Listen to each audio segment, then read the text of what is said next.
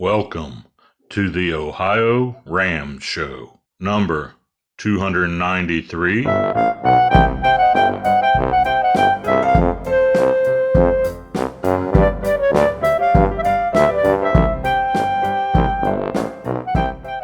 this is Megan Hakkinen coming to you from the Ohio Ram Show with Sandy Earl from Arcata, California. Sandy, can you introduce yourself? Hi, I'm Sandy. I'm here from Arcata, California. I am getting geared up for this year's virtual RAW. Awesome. So before we get into virtual RAW, what motivates you to cycle long distances? I know you're not new to this. I have been doing this for 20 some years, and sometimes it's hard to know exactly what motivates you to do something. It's just, this is me. Someplace in the middle of nowhere, there's some dude who is trying to grow the biggest pumpkin in America. And I don't know why he's doing that, but that's his jam. All right. And when I explained it in the same way to people that I ride my bike long distances and it's my pumpkin, it's just, it brings me connectedness, community, joy, and weird hallucinations and suffering, and I love it. Speaking of pumpkin, after midnight, I often turn into a pumpkin, like a Cinderella pumpkin, and I just kind of like slow down. So yeah, that's my pumpkin connection. Can you tell me a little bit about Red Pearl Racing? Sure. Red Pearl Racing is my my cycling team. It's a team of two, me and Bill, and we had always been, for a long time, we'd been with our friend David, Team Raven Lunatics, and we needed, David passed, and we needed a new name, but we wanted something piratey because that was part of the whole thing. And we got a new shiny new red van, and it was so we were trying to think, well, okay, so what do we name the van? And thought about the Black Pearl, which is Jack Sparrow's pirate ship, and it became the Red Pearl, and then we very quickly became Red Pearl Racing. Awesome. How long has that been a thing for? That's been a thing for what, 7 years? 6, 7, 8 years, yeah.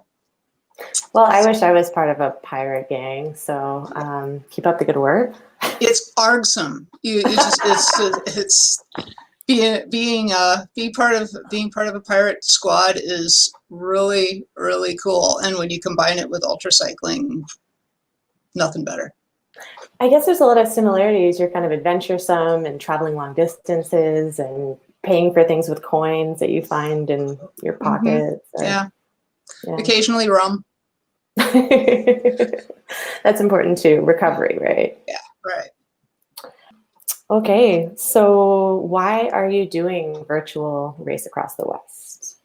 Because you gotta do something. Oh my goodness. I can relate to that. I was super lucky. I got out to Florida to do Sebring this year. And I got hosted by John Schlitter, who loaned me a bike to ride, and then I bought the bike, and was like, had a really good fun time on it. So I actually have gotten out for a race this year, unlike a lot of people. But I've got this long siege of training, and I just needed something to break it up. And I can't believe that what I picked to break it up is a week and a half of sitting in front of a trainer. Here we go. Yeah, that's a lot different than even a 24-hour race. Yeah, like, spreading it out. Mm-hmm. Do you have any experiences training indoors or using Zwift or anything like that? So most of my training actually is indoors. I am an absolute newbie to virtual racing, or I've never Zwifted,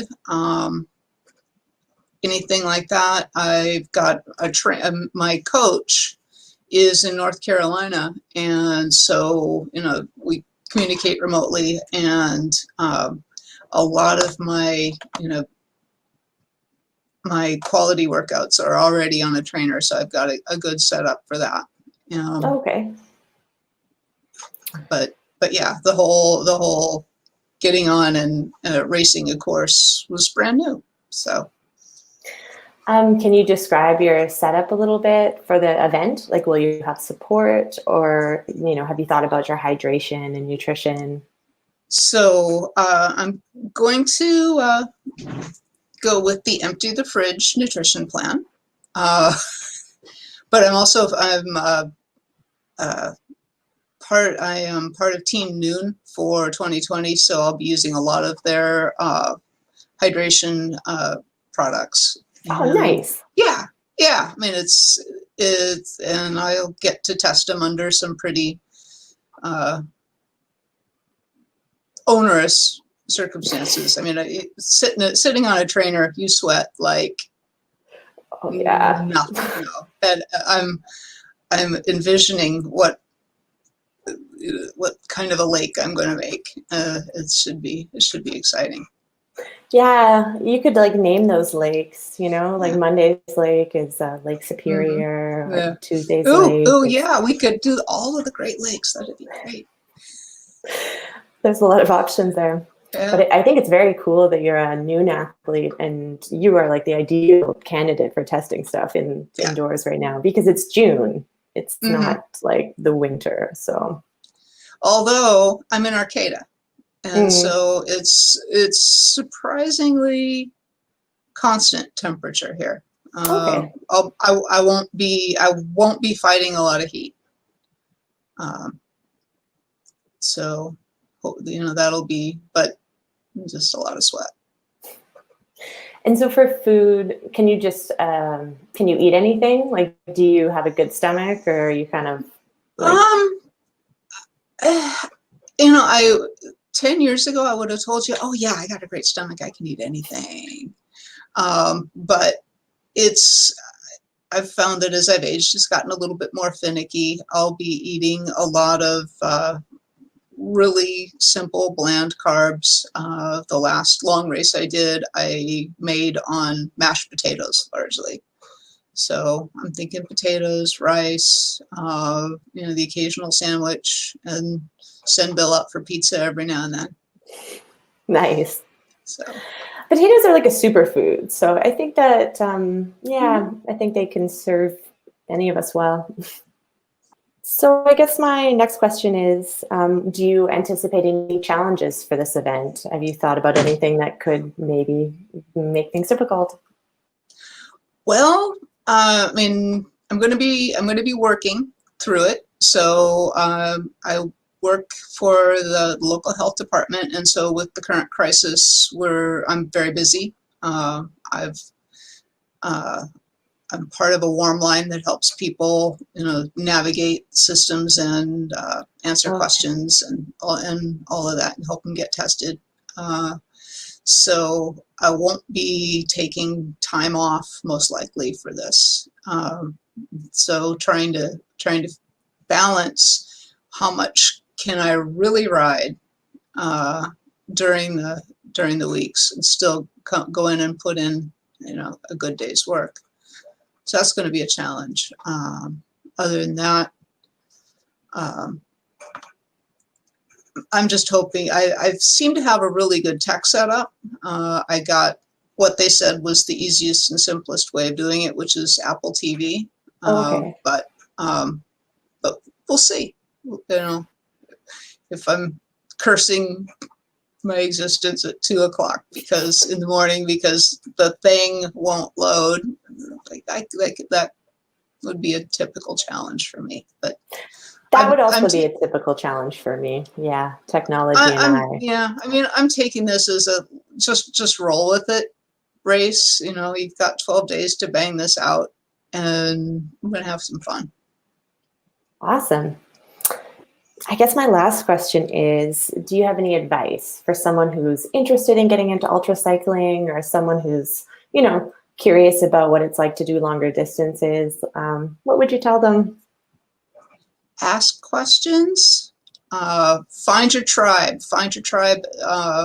We're here. A lot of people want to do this, and they just don't ever get started, because it's getting started is really a lot. There's a lot of barriers to getting going in ultra cycling, but have fun with it. I mean, be a pirate, whatever. Do your thing, do you, and then put something back.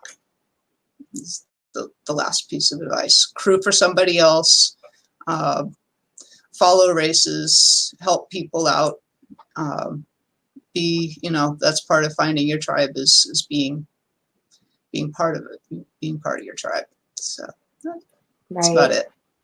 I guess there's like a cycle when you start something, sometimes you're taking more knowledge and learning. And then once you start to build that up, you give back more and more, and you don't have to be a source of knowledge to give back. You can just, show up in an event and, give people information, or hand out cups, do something, There's a lot of there's a lot of stuff that needs to happen at all of these races, and try officiating. It's a good way to learn. You get to watch other people suffer and for doing stupid stuff. And you get to be part of the action, without making those giant pools of sweat yourself. Okay. Well, that's all I got for you, Sandy. Thanks so much for chatting with me today. Hey, good to meet you. Good to meet you too. All right. I wish you luck in Virtual Ram, and I look forward to following you and Red Pearl Racing. I hope I see the van sometime. Yeah. It's we actually upgraded to a white van, which just seems kind of weird. But then we put big red pirate letters on it. So. Well, I'm glad that you did that to make it obvious. It's. Okay. Well, thanks for having me. Thanks for. I love the Ohio Ram show. So. I do too. Yeah. Lee's a pretty awesome person. Yeah. Okay. Well, this is Megan Hakkinen for the Ohio Ram Show with Sandy Earl signing off. Let's give him a wave. Bye-bye. Bye-bye.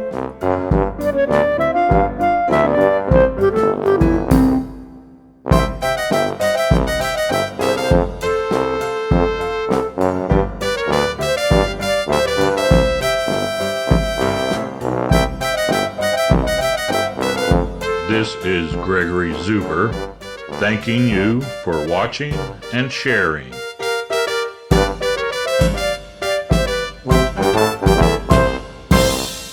Music by Kevin MacLeod.